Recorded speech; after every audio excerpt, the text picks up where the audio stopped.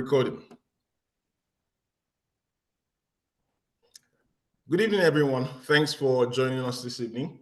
With us this evening is Mr. Ahmad Sanni, a seasoned IT professional with an impressive track record spanning over 3 decades. Originally from Nigeria, he embarked the journey to Edmonton in Alberta in 2007, eventually making the picturesque city of St. Albert with his family their cherished home in 2009. With a deep appreciation for diverse cultures and a natural affinity for socializing, Ahmad's career in IT flourished. He contributed significantly to the IT landscape as a project manager, an application support operations manager at ATCO I-Tek, the IT arm of the ATCO Group, from 2009 to 2014. Following the acquisition of the company by Wipro, he continued his dedicated service, supporting ATCO Group IT until 2021, when he embarked on a new venture. Ahmad established his own IT service management company, committed to delivering top-notch IT services to small and medium-sized businesses, encompassing both for-profit and non-profit organizations.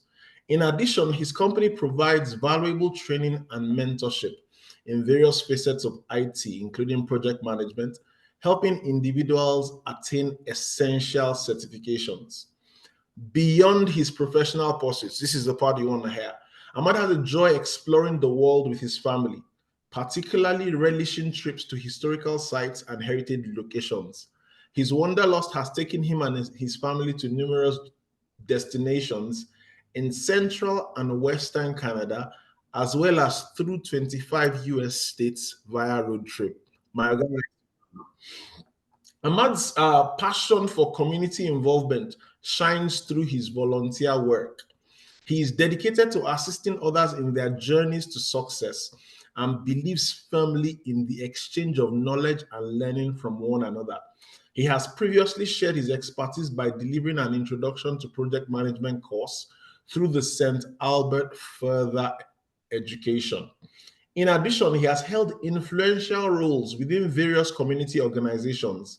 He served as the inaugural vice president of the Africans and African Descendants Friendship Club of St. Albert, a community group dedicated to showcasing African cultures and traditions while promoting integration and value addition within the city's diverse community. He is an active member of the Nigeria-Canadian Association of Edmonton and currently holds the position of chairman of the association's electoral committee. Furthermore, Ahmad is the vice chairman of the Art and Heritage Foundation of St. Albert's Board of Directors, having joined the board in 2020 and now serving his second term. He also serves on the board of St. Albert and District Further Education. When he's not immersed in his professional and community commitments, he treasures quality time with his family, relishes the opportunity to mentor others, indulges in reading, and enthusiastically follows sports, including soccer, basketball, and of course, hockey. He wrote something here, but I'm not going to read it because I live in Calgary. Thank you very much, sir, for joining us this evening. We're really glad to have you. Your wealth of experience, having served on multiple boards over time, is something that we believe is going to be very valuable. It's going to have given you valuable experience that you can share with us. So tonight we'll be talking boards and governance, all things board and governance, and he will be speaking to us. So without taking any more time, this is 7 minutes after 6. I want to welcome Mr. Ahmad Sanni. The floor is yours, sir. Thank you very much, Doctor. This is a big honor, and I want to say that I will try my best to give both my personal experience, a lot from my personal experience, being on different kinds of board, and how having been involved in startup. So let's talk about not for profit. What do they mean? Those are the first things you have to bear in mind that you want to go to before you even go into the board. A not-for-profit is, as the name says, it is a business. It is just not it's just not a profitable, I mean, a business that is meant to make profit. So the first thing is, if you do not understand that you're not for profit is actually a business, then there is an issue. So not-for-profits have to be run as business. And when you want to talk about running a business, we talk about the board. And while we will be talking about the board of non-profits, I will be going in and out between normal boards and the board for not-for-profit. A board of not-for-profit can be of three types. The main board is governance. It could be more just about governance. All they do is governance. It could be apart from governance, it could be operational.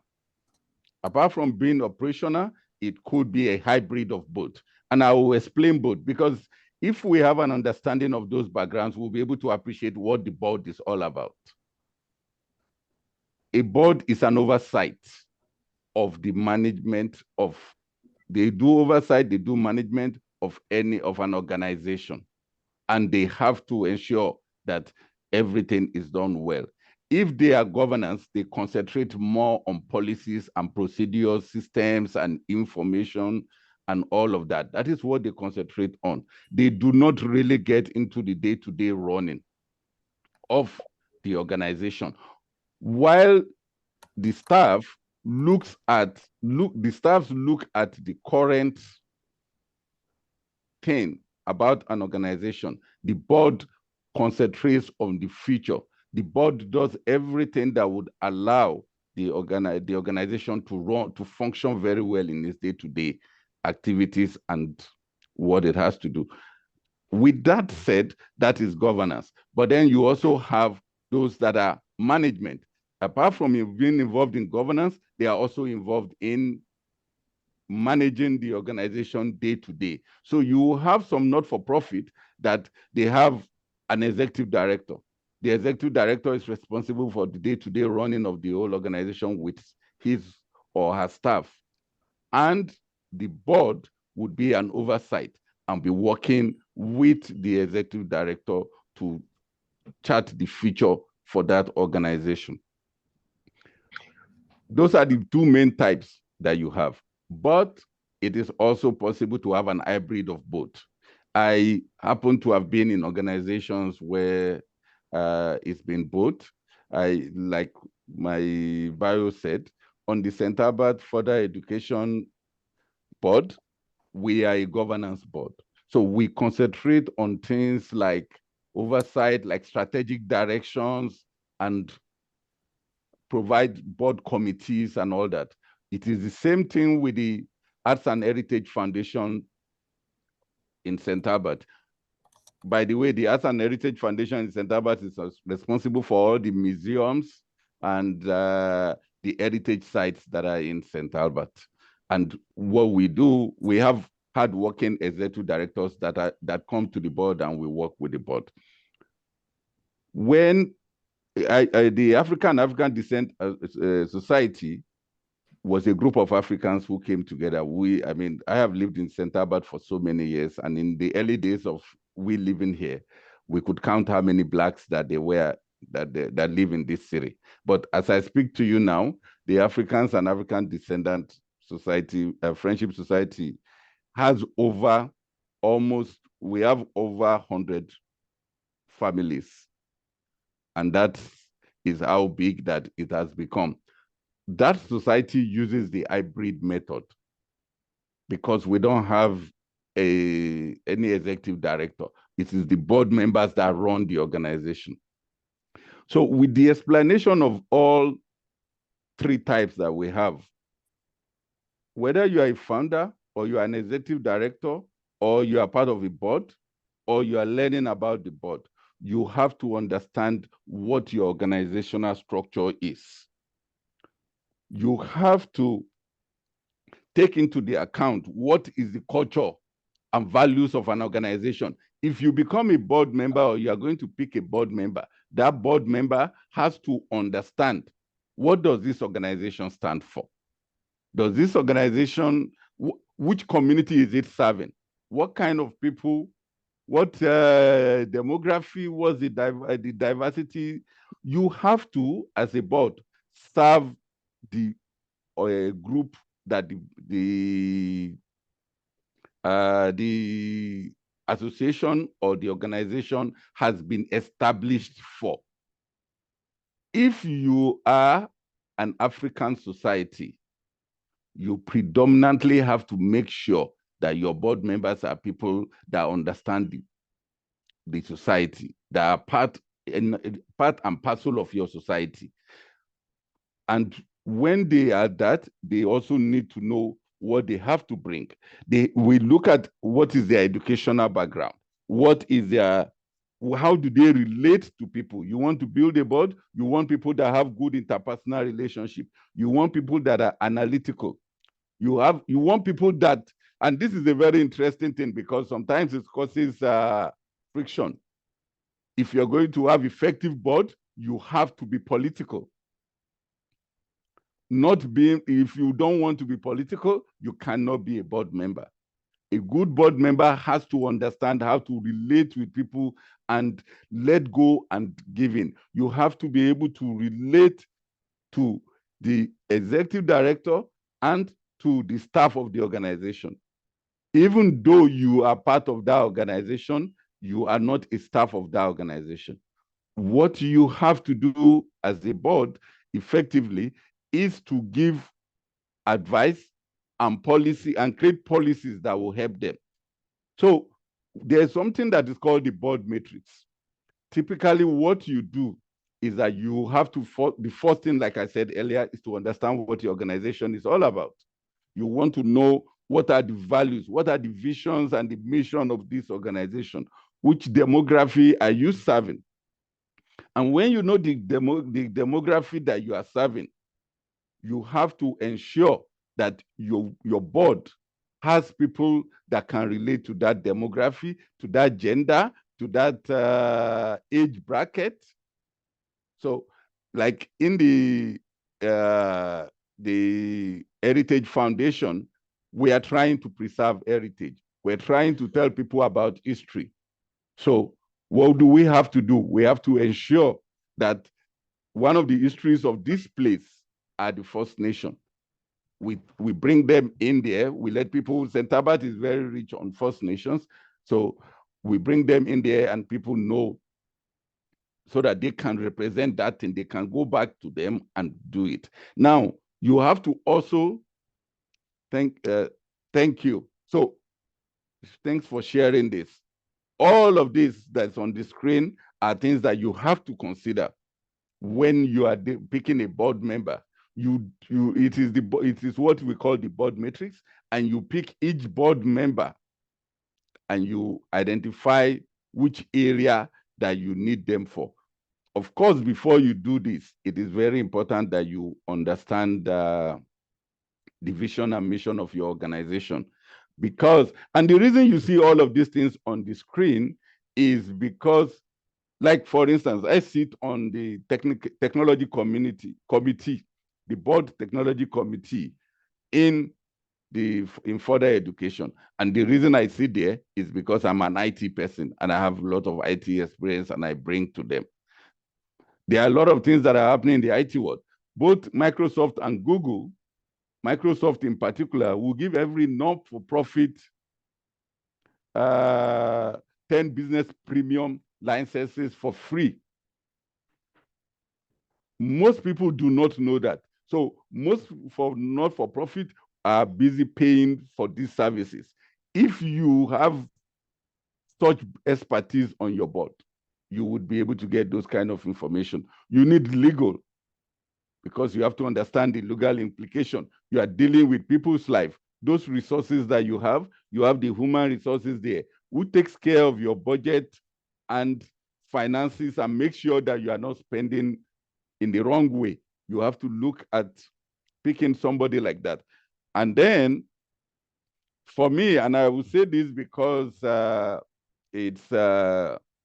we are predominantly Black people here, but in this land, my suggestion is always, if possible, get somebody to trigger somebody that is in the community so that you integrate. You can have them in other forms, but bring people in that are part of this community that can tell you how to maneuver the landscape. People that already know about how to get grants and knows how to work their ways around. And of course, you have to also ask them how many years experience. Sometimes you need to have the board experience before you join, but it's not mandatory. As long as you are willing and able to learn very well, you can get in there. So just so that we keep going, the qualities that we need to tell our board members, if you want an effective board, don't just pick anybody. That is one problem that I have seen. Apart from doing this matrix, you also need to talk to people about the commitment that is expected of them. What is the timelines? When do you have meetings? When can you call on them? And let them have a clear view of what the bylaw says so that they would be able to commit to you. Picking just anybody to be on your board, even after the matrix, without them buying in, could be devastating. You want people that can represent your organization. They will be able to go to functions and come out and say, this is who we represent. And they are able to network very well. They are able to speak, and they are able to connect as appropriate. And and one thing you don't want to do is to make sure that it's something a lot of people don't like, but don't worry. If somebody is on your board and it seems antagonistic, don't worry. You need people like that on your board. You need people that see things from the other side. You need people that have a different view from the common view. It is an advantage to have somebody in the board that will make other people talk. Because some people can write very well, but they don't like talking. And when you have people on the board that can talk, they tend to be able to get people out to talk. So to have an effective board, there has to be a synergy between all of you. You have to be able to have a relationship even after leaving the board meetings. You have to be able to reach out to each one and support each other. But keep in mind that the organization that you are representing or that you are sitting on the board of is the one that you need to look. You always have to let their goals and objectives, visions and mission override your personal view. You are on the board to move that organization forward. Or if you are even picking somebody, you are picking somebody that is looking at moving the organization forward. When you have a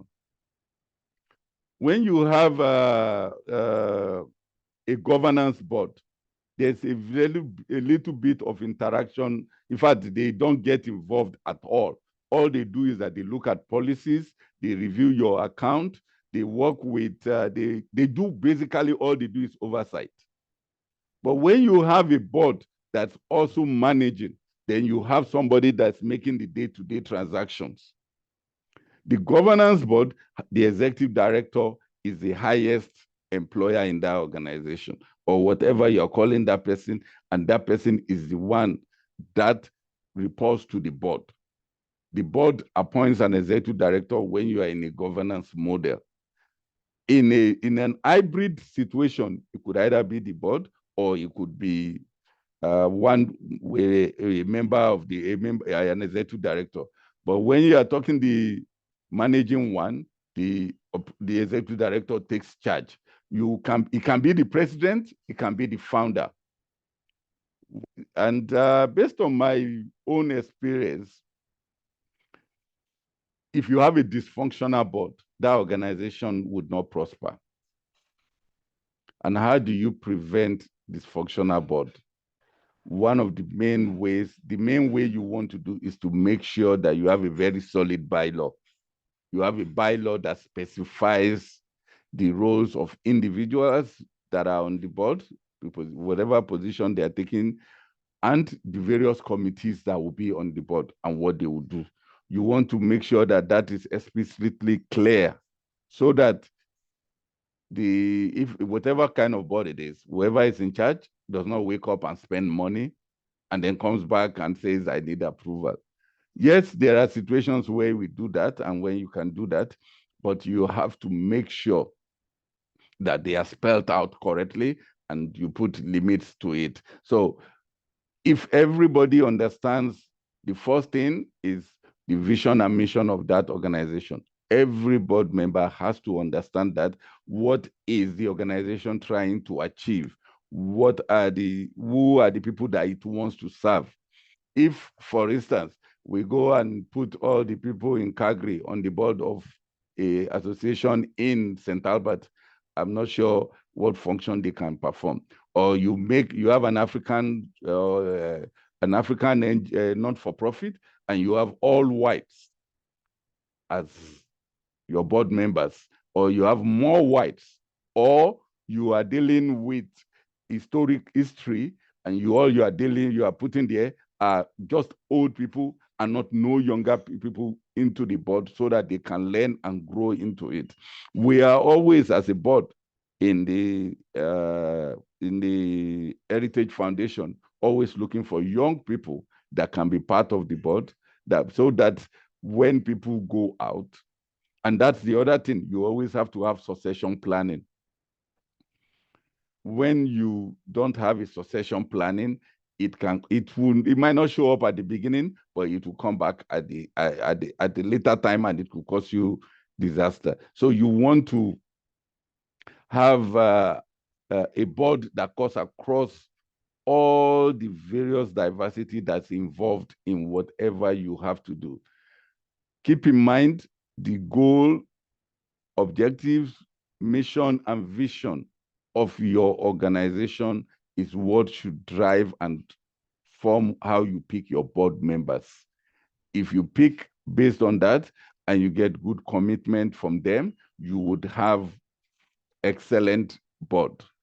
If you also need, you have to make sure you have a legal, you have a treasurer. It's very important. It's not mandatory because you can pay, but it's always good if you have somebody from the legal side on your board. You have somebody on financial side on your board. You have somebody from technology, and so on and so forth, as required by you based on the matrix. So I want to take questions. If there are questions, before I keep talking, maybe the questions will drive out more things. Wow, thank you very much, sir, so far. So if you have any questions, you can either oh wow, hands in the air. Mrs. Olotu, go ahead. Your hands are quick. Of course. Yeah. Thank you so much for this. It's been very educational. Thank you for spending the evening with us and for this enlightenment. I guess my first question is the recruitment part. What is the motivation for anyone to want to be on a board, knowing that they are not going to be remunerated for their time? It's not like they are paid. So why will anybody want to be a part of a board? Why are you on all the boards that you are on, given your busy lifestyle already? That's a very good question, and thank you for that. I've noted that. I will answer that. That's a very good question. Okay. The second one is how do executive director or the management team remunerate or appreciate the board? I take the word remuneration back. Appreciate the board. What's acceptable? What's not acceptable from your lens? Okay. Is that all from you? So maybe I will just take now. Let me add something to what she has just said, particularly bearing in mind that we are early days. So maybe we collected our first grants this summer, right? And our board has been busy working hard at it. How do I not lose the board when the first grant has come out? So let's take that as question 1A and 1B. Do we want to stack up all the questions and then you take them one by one? Whichever way it works is fine. Okay, so let's take question 1A and 1B. Then Dulicia, you go next. Then Abu Saad, you go next. Fantastic. Okay, so that's a very excellent question. And you know what? It's I have had people that will say, I don't want to be on a board. There's something I want to say that I think, and I want to say this to us as a people. Volunteering, helping others, it's natural to us, but we have suppressed it. Almost all of us on this call had parents that supported other people that were not their children. And they never expected anything from it. And for me, I always remember what my dad used to tell me. My dad would say, if I take care of somebody else's child, my kids will be taken care of wherever they are, and I don't know where you can be. So I have always imbibed the culture loving to give, because when you give, you gain. And giving is helping organizations that align with your values. Any organization that is doing something that aligns with your value, you want to identify with it. So serving on the board is something, and we are all different. We some of us don't think that, yes, I want to give. There are other ways you can give beyond volunteering, but it's a major thing, and we should always try to volunteer. The other thing that I want to say is being on this board is a lot of training. I mean, yes, I went through organizations and I got to management level, both in Nigeria and this place. But I have attended a lot of strategic trainings and meetings on the various boards. As a business person, being on the board has been helpful. It is one of the things they say to you when you get to this country is you should network. They always emphasize networking for us. So that is the reason I want to serve people. I want to help people. And I think everybody should have that mindset. But apart from that, there's a lot you will get. I belong to a group called BNI, Business Network International. And our first word is givers gain. As a giver, you will always gain. So that's my answer to that. I don't know whether that answers your question before I move on to the next one, Tokwe. Yeah, that's very good. Thank you so much. I'm an executive director of a young, very recently funded nonprofit, and I'm just looking for ways to find the kind of pitch, the right pitch to inspire someone to want to be on the board. We've had a board now that I've been sitting for like 3 years, and we are almost at that point when we are changing our board. But I've just been gathering, I've been doing research to see the right kind of motivation for people to be on the board. So thank you so much for sharing your story and your experience and your motivation with us. I'll make sure to add those to my pitch. Okay, thank you. Now, the other thing that I want to say, part of the reason why a lot of organizations, and that's to the next question, I'm moving to that organization. Part of the reason why a lot of not-for-profit, I don't know how many of you actually run a not-for-profit or have been in it, you would have heard that people have been reluctant to donate money to some not-for-profit because more than half or a large percentage of that money goes into administration.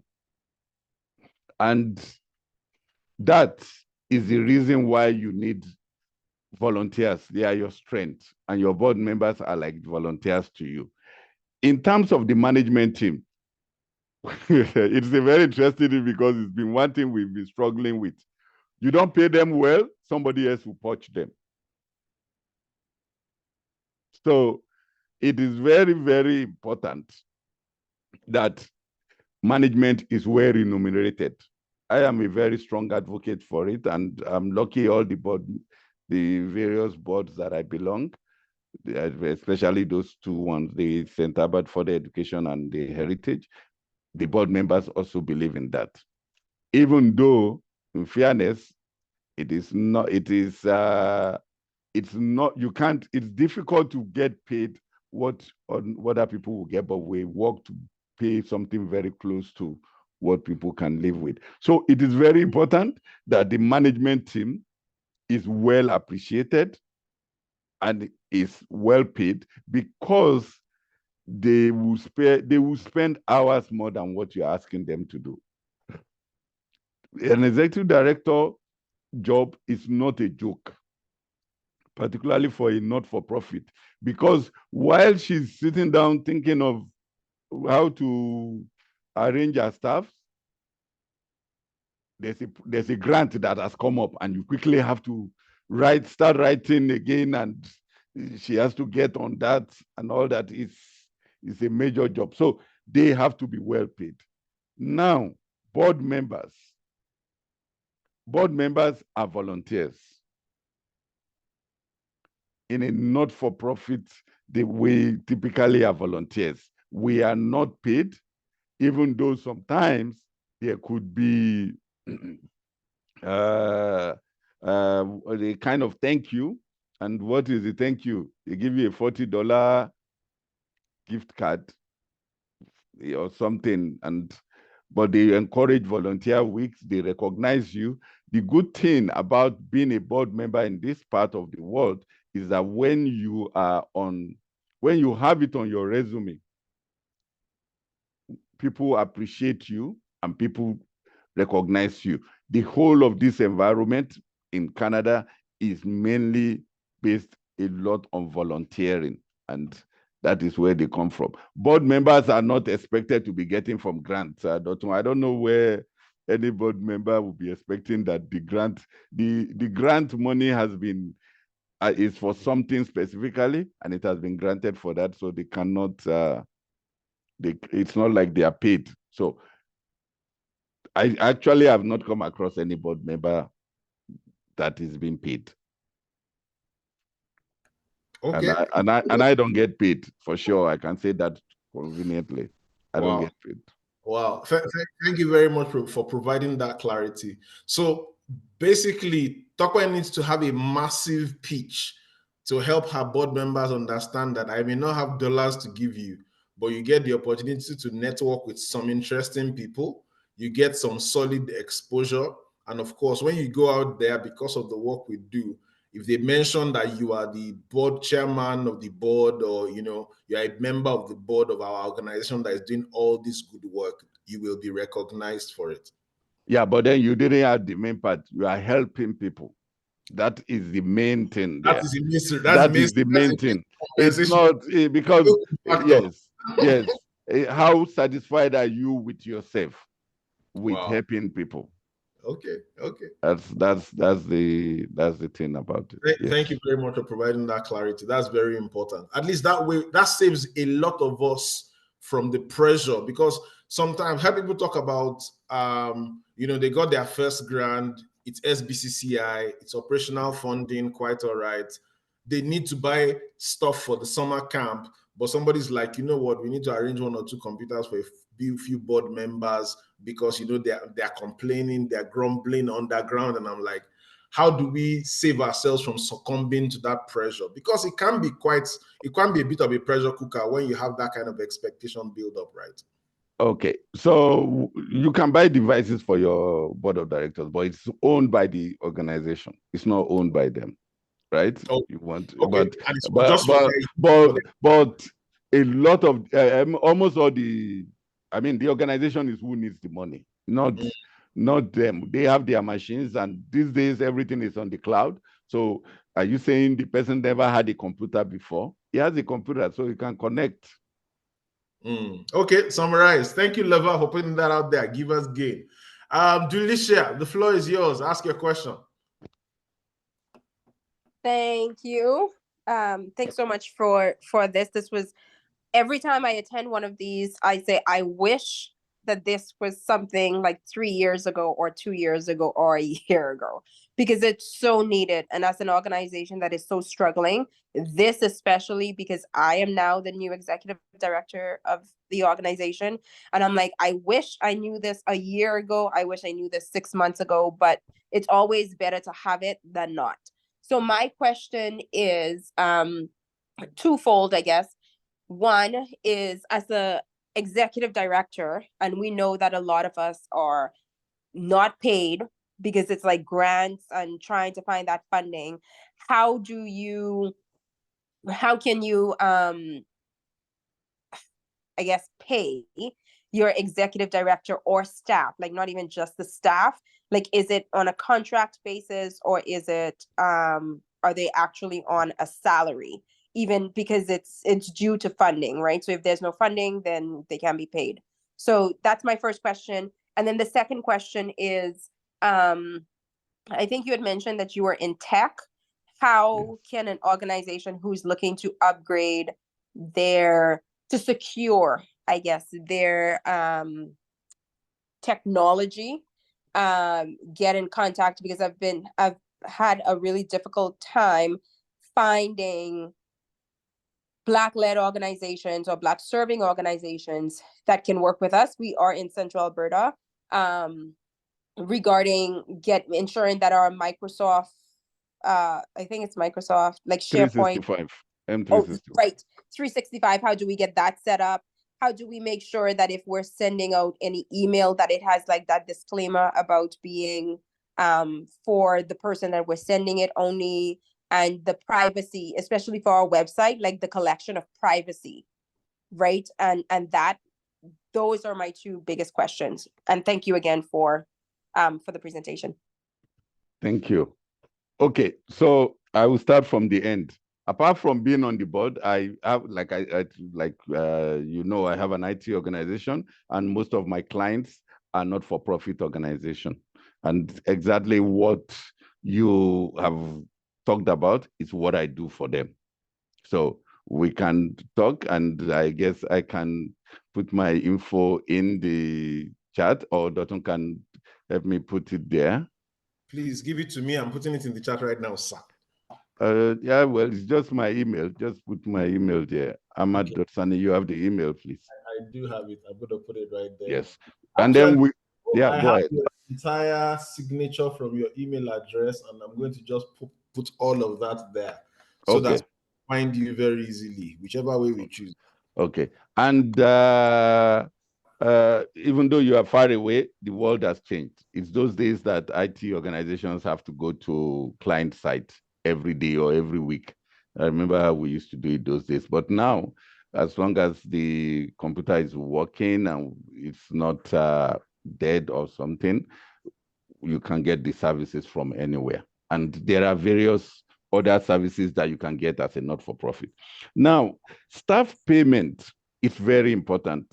It depends. If you are the founder of the NGO or the not-for-profit and you have an objective, then you might not have to, you can decide not to pay yourself. And one thing I said earlier, please remember that I said that you have to see your not-for-profit as a business. And not-for-profit does not mean you cannot have profit. It just means there's a limit. You can't be gunning for profit. So whatever you are doing, because if you are making profit, it shows that you have enough money to do what you're doing and you don't need anybody's help. And so I still think at least the executive director has to be paid minimum. As if it is not a big not-for-profit, sure, it can be on a contract basis. But if it is a big not-for-profit, it should be on permanent basis. I don't know how many has looked at, has Googled St. Albert for the education. That has been there since, I think, 1949 or thereabout. So the Heritage Foundation has been there for a long time. Those are big not-for-profits that have been serving this community. And as a result, of course, they pay their staff, but even at that, they are not being paid well. So my recommendation for an effective not-for-profit is to at least have the executive director on a payroll, and every other person could be contractual. In fact, a lot of businesses now, you have businesses where you can have somebody be your admin staff and they are not dedicated to you, but they will do your job. So just see your NGO as a not-for-profit, as a business, and take it from there. So that, I don't know if that answers the first question. Yes, it does. Thank you so much. And I'll be reaching out to you regarding our tech. No problem. Thank you very much. Thank you. Fantastic. Thank you very much, sir. Abu Saad, the floor is yours. Yeah, thank you. I have two questions. The first one is, if I'm interested in becoming a board member for a not-for-profit organization, is there a database where I can find a list of not-for-profit organizations seeking board members? And secondly, how do these non-for-profit organizations recruit their board members? That's a good question. And there are various ways, and it depends on what you first you have to decide what do you want to be involved in. So a couple of the boards I am on, I was approached. And in fact, not a couple, almost all of them I was approached. And sometimes it is board members that recruit board members that would just say, oh, I have this is what we do. And then when you say this is what you do, the person gets interested and you say, oh, maybe we have a space. Like right now, we're looking for board members for the Art and Heritage Foundation in St. Albert. But we have not advertised it. We have said we would advertise it. But the advertisement these days will go to places like LinkedIn, will go to Facebook. There are various, and one other thing, particularly for the ladies on this call, there is a lot of need for women on the boards, particularly our African women. They need a lot of us. So you don't have to know, you don't have to have any board experience. You can always get into the group. When I started with St. Albert Heritage Foundation, I always do this even at work. For the first few meetings, I will just keep quiet and I'll observe and see what they are doing and then talk to people.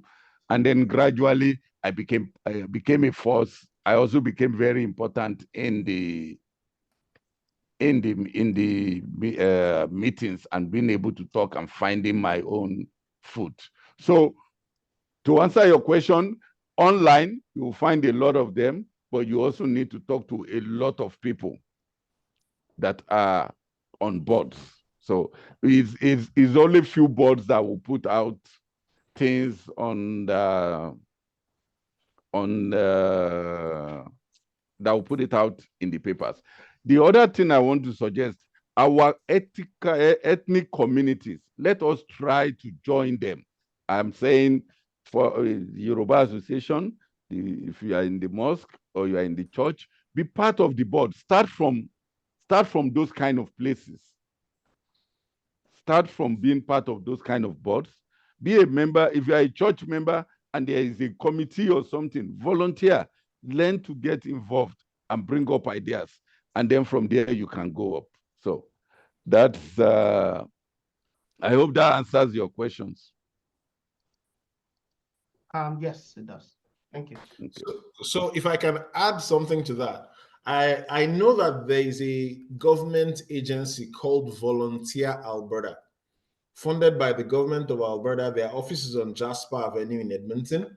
Now, they actually have a website called Volunteer Connector. Just in case you are looking for something outside of your community and outside of your immediate environment to volunteer, you can actually go there and you see all sorts of causes. And if you say under choose activities, you choose organizational leadership, it will show you a list of organizations that are looking for board members, volunteer organizations. There are currently at least 4 pages worth of that. And I think there are at least 100 organizations here that have board positions advertised that you can volunteer. And they vary from as little as 2 hours monthly to as frequently as 10 hours weekly. I don't know how you want to do board that's a very good thing that I want to point out. Please be careful when you get on the board, because it's a lot of commitment, and your hours, you have to juggle it. So be sure that you are able to commit. Make sure you understand before you join. But like I said, and LinkedIn is one source that I see a lot of board members. I see it a lot on LinkedIn. There's a specific group or vacancy group that is for board members. And you can go from there into the board of other organizations. The good thing is that when you work with not-for-profit boards, you are able to sit on the board of even bigger organizations because you already understand what the boards do. Fantastic. Wow, this has been, in the words of a friend of mine, this has been fire so far. Thank you very much for all these bars that you are dropping. I know you've been watching me smiling, and that's because I've just been transcribing to the members of the group who could not attend. So I'm expecting lots of I regret not making it, but it is what it is. To each his own. To everyone that missed it, that's on them. So so far so good. We've talked about looking into volunteer opportunities. We talked about board composition in terms of the skill set as well as the need for the relational capacity. Now, when we want to look at the issues around governance, particularly when you are looking at a governance board, the biggest thing, the biggest headache or the biggest issue that I've heard most not-for-profit founders talk about is their fear of being thrown off their organizations by a board that they select or that they elect or that they institute. What are your thoughts on that?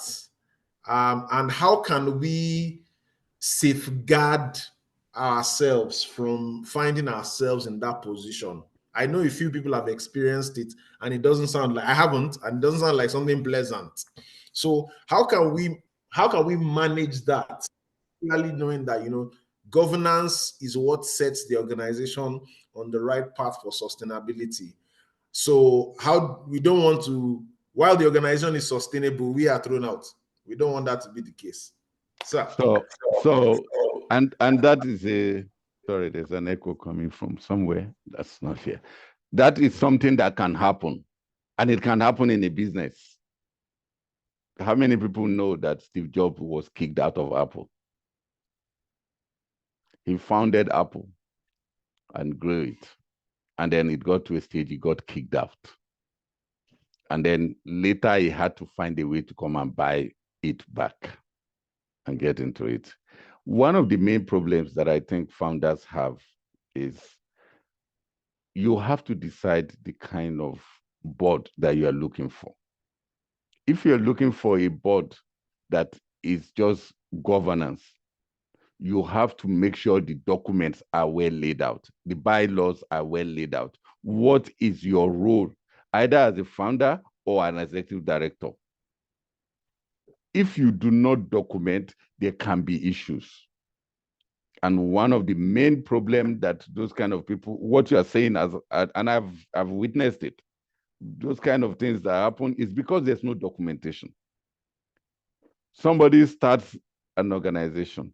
When you start the organization, what was your objective? Was your objective to continue to be part of that organization for a long time? So I was involved in trying to draw up a bylaw for an organization. And I told the guy that that was bringing up the idea. I said, you need to put something here that revolves around you.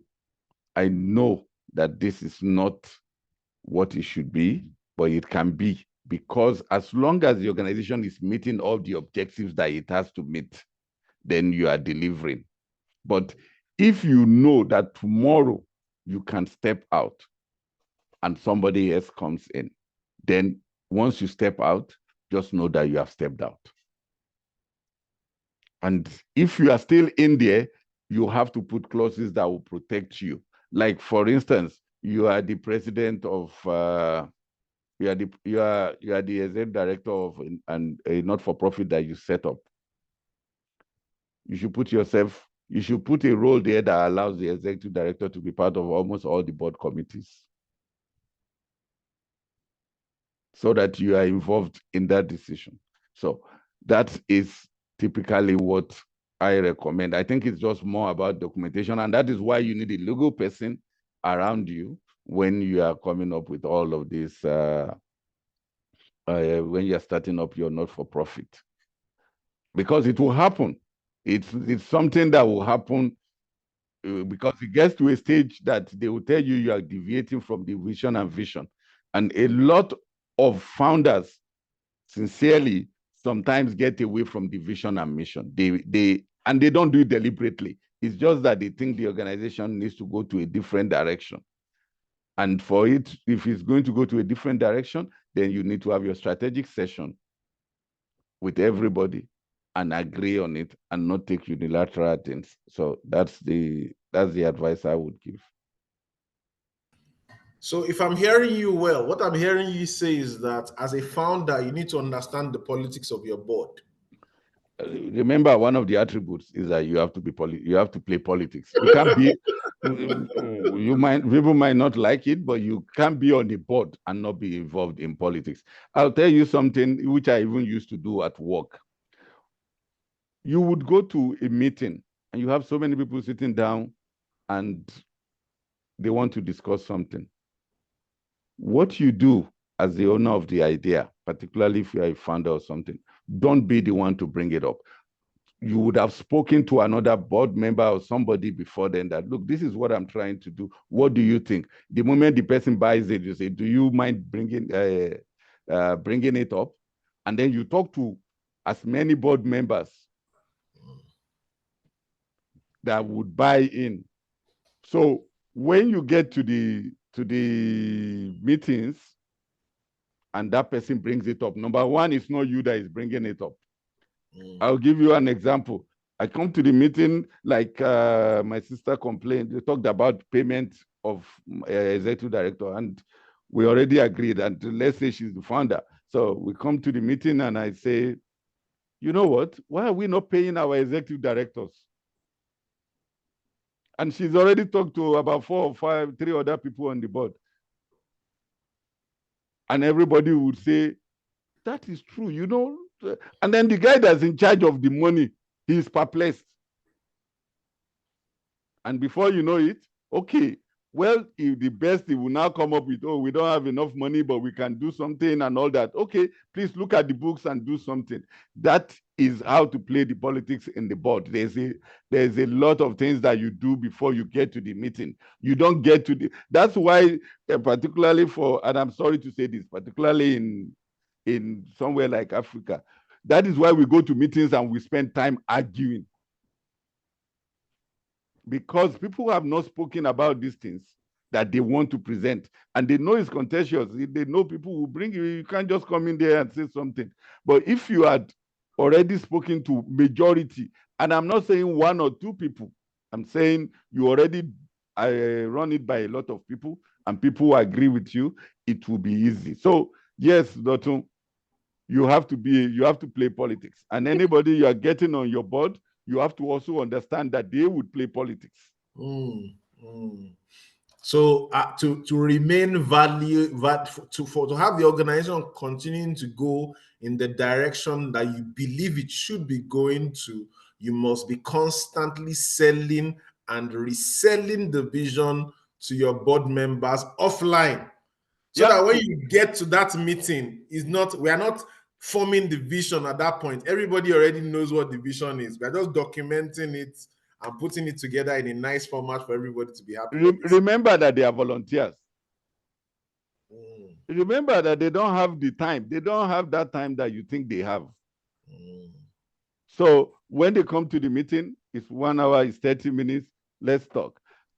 There was an incident that happened with the Heritage Foundation that I'm on the board of, and we went for a different program, and the executive director called me and said, Ahmad, this is what happened, and I'm bringing it up at the board and all that, and I just wanted you to know so that you are aware. I said, fine, I understand, and I agree with you. So it was so easy. We got, and she did that to three other board members. And we were 5 in the meeting when we met. Done deal.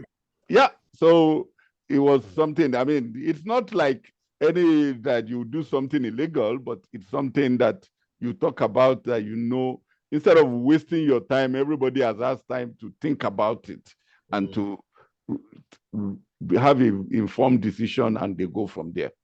Wow. This is really huge.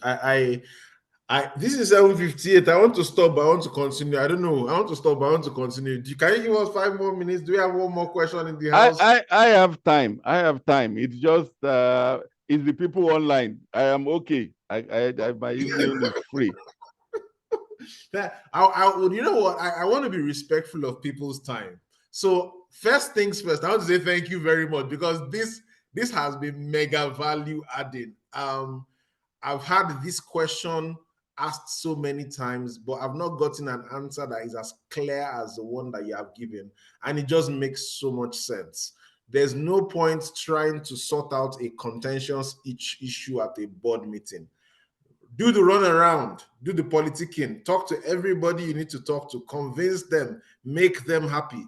Then come to the board meeting, get your yes, and get it documented. And once it's documented, signed, sealed, and delivered, the deed is done. Nobody's changing it, and that's so brilliant. I really appreciate. If that's the only thing I'm taking away from tonight, that's fantastic. But guess what? It's not the only thing.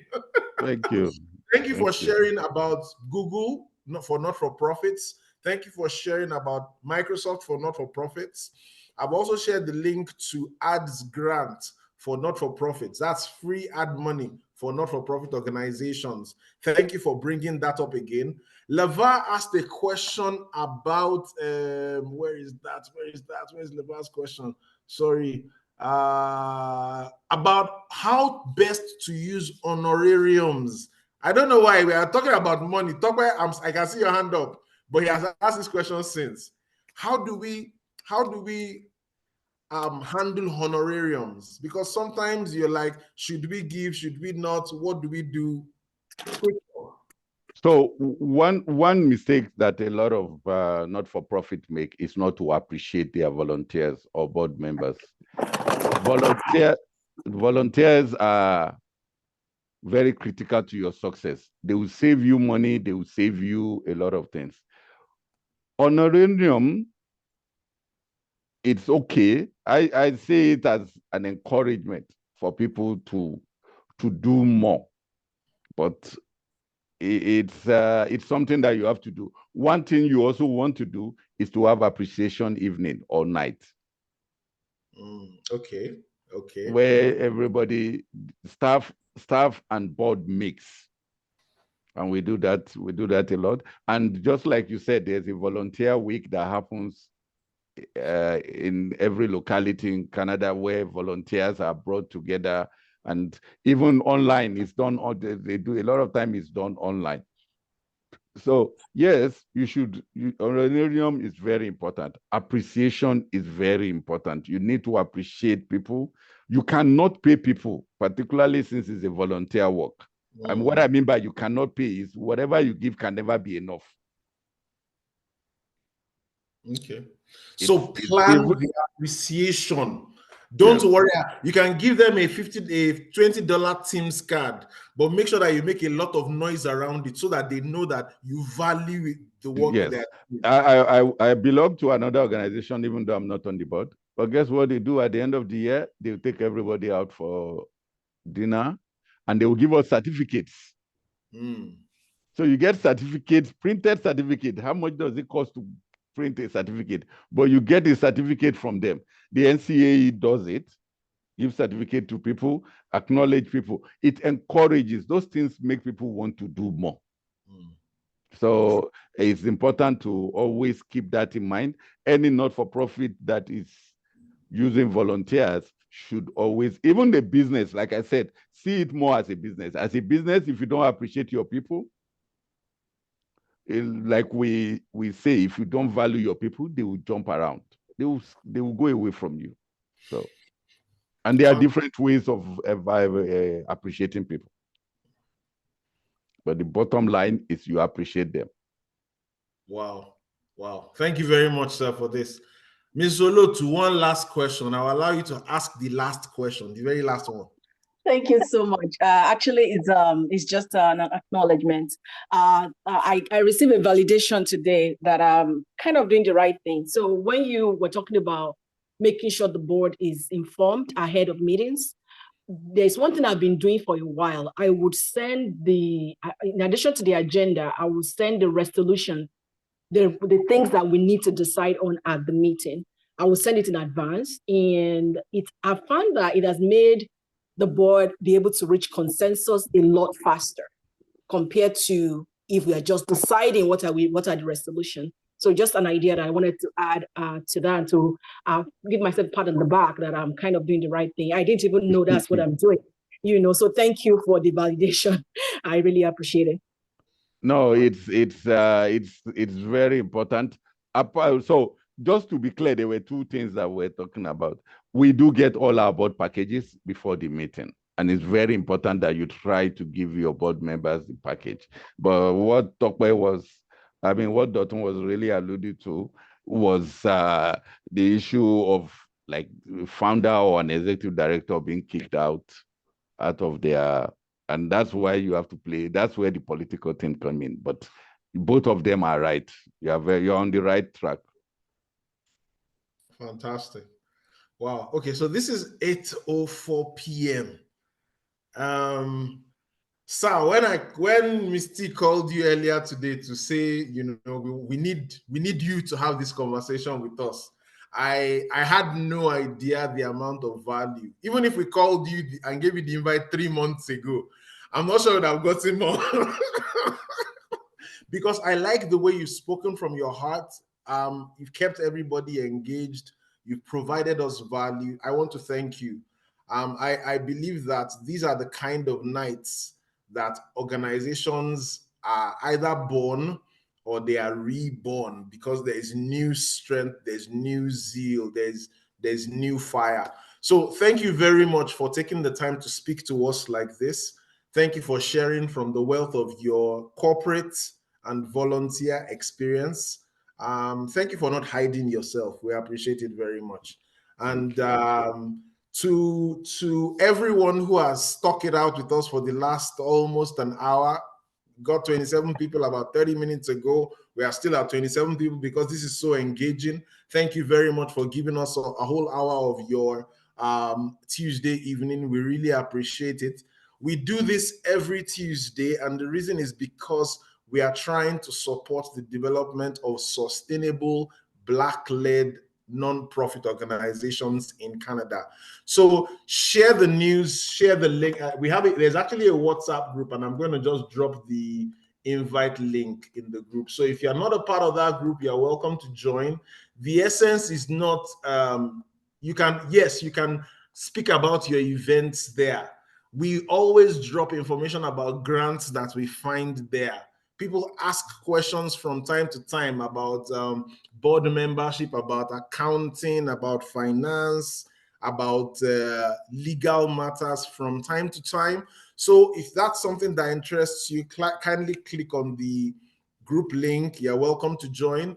But I think the best part of this, sir, has been having you. So once again, I want to thank you. Everyone who has joined, I want to thank you. To my collaborators at the Financial Empowerment Initiative, Ms. T and Ms. Tayo, thank you very much for working with me on this and making this happen. I don't know, I couldn't have done this without you guys, without all of you. So it's 8:07 on a Tuesday evening. I want to say thank you. And next week we'll still be talking boards, but from another perspective. We'll be having another community gym, you know, sharing their own experiences with us. So this is a 2-week combo on boards and governance matters. We will continue it then. That's all I got. I'll see you next week. Bye for now. Thank you. Thank you for having me. Thank you. Thank you, everybody. Thank you, everyone. Thank you, Alhaji. Thank you, everyone. Thank you to everyone. I see a lot of familiar faces and names. Thank you, Alhaji. Thank you so very much, sir. Thank you. The FEI, mentioning the FEI, oh, no, the website, and all the work we do, the non-profit, the taxes, the community taxes, and financial literacy classes. Okay. So yes, I am going to take that on. I should have done that. So the FEI, who is the FEI? We are a not-for-profit in Alberta focused on financial empowerment. We started out as just providing financial literacy information. And from that, we've progressed into not just sharing it online, but running weekly classes every Thursday. We are week 3 of a 6-week curriculum is going to happen 2 days from today, the same time, 7 to 8 p.m. And that is one of our programs. In addition to that, we provide a platform for Black women in entrepreneurship to connect, a program called Black Women, exactly that, Black Women Entrepreneurs. And that's a platform that allows us to be able to bring Black women together to talk about business and life and family. And I think the most recent thing outside of was that the ladies came together on a Saturday morning and did a 5-kilometer walk. 10 kilometers. 10 kilometers. I apologize for minimizing your success. 10 kilometers, not 5 kilometers. Now, every Wednesday between 7 and 8 p.m., the BWE host what is known as Webinar Wednesday. So last week, we had a gentleman by the name Chibuzo Ofia providing tools for success to women in entrepreneurship. Tayo, can I find the flyer for tomorrow? Yes, we have a senior business analyst from RBC coming to talk about updating your business plan. Fantastic. So if you're a Black woman in business, come talk to Immaculate. If you're a Black woman that has not met Immaculate of RBC yet, you must not want a business loan. You must not want financing for your business, because Immaculate is going to go out there and beat everybody up to get the money for your business. If you have a good business plan and your business plan is worth its salt, she will fight everybody that she needs to fight to get you that money. But you need to meet her first. So tomorrow is a good day to meet Immaculate. Thursday, we are going to be talking, last week we were talking assets. I think Thursday we are going to be talking about banking or budgets in financial. Consumerism, spending patterns, spending patterns in financial literacy. So that's going to focus on, my money is gone. It's just 15. How? We collected salary when? Kilo Shele. We'll be having all of that conversation on Thursday between 7 and 8 p.m. So that is the Financial Empowerment Initiative. For the time being, we are running these Tuesday, Wednesday, Thursday, 3 different programs. And then in March next year, from the 1st of March to the 30th of April, we'll be providing free tax filing services to anybody with family income of $50,000 or less. This year, we held it in Calgary and Edmonton, and we are still hashing the plan, and we are getting all sorts of interesting answers. So I don't know whether we are going to be in 2 locations or 3 locations or more locations, right? But we're definitely going to be doing that in March and April of next year, and the plan is in the works. So that's the Financial Empowerment Initiative. We are growing, rolling out new programs by the day, but the goal is this: as Black people, we can be better, and our goal is to support you in becoming more of who you want to be. So, Tyra, have I covered it all? Yes, you have, and you've done it quite excellently. I want to thank you and thank everybody who has shown up. God bless you all. Have a good evening.